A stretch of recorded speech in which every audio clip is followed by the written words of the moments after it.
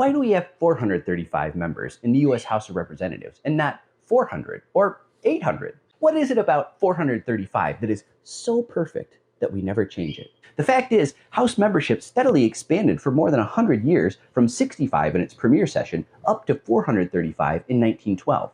It basically hasn't moved since. Determining the size of our House membership is one of the main reasons we're supposed to have a census once every decade. How did we get here? Why is the US House frozen at 435 members forever? It's called the Permanent Apportionment Act of 1929. You see, after the 1920 census, the US had passed a milestone. Whereas before this country had been primarily agrarian, by the early 20th century, the effects of the Industrial Revolution had taken hold. For the first time in our nation's history, a majority of the population lived in cities, not in the countryside. Between 1910 and 1920, the urban population grew by 19 million.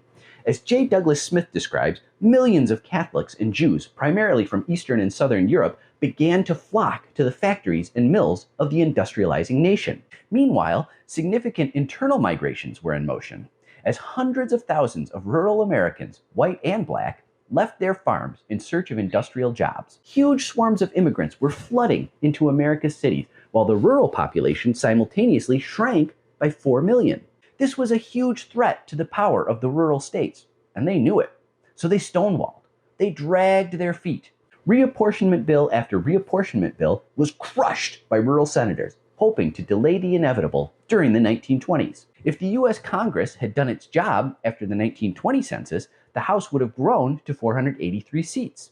Instead, the Permanent Apportionment Act locked in that number at 435 forevermore. Smith continues, the act freed states to draw congressional districts that were neither compact nor contiguous, and that made no pretense of containing equal numbers of inhabitants. And so the old Webster method for drawing districts was dumped, and a complex new way of apportioning districts, called the Huntington system, took prominence. Now, every 10 years following the census, the deck gets reshuffled. Since no new seats are ever created, every new congressional district requires yanking a representative away from someplace else.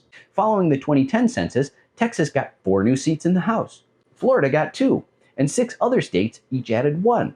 At the same time, New York and Ohio each lost 2 seats, and 8 other states lost 1 apiece.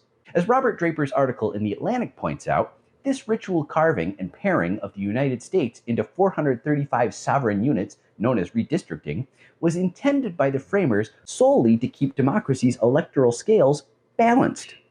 Instead, redistricting today has become the most insidious practice in American politics. It is the Permanent Apportionment Act of 1929 that enables the vile gerrymandering shenanigans that undermine our democracy. The good news is that it would just take the repeal of that one law to start changing a century's worth of malapportionment. More representatives mean more representation. It also means reducing the power of today's Congress members. There's a lot of upside for normal people like you and me, and the downside is mostly reserved for the fat cats in Washington. Everybody loves ragging on fat cats. Neither of the major parties will ever advocate this. Only a third party could lead that charge. Did you hear that? I hear the bugle call.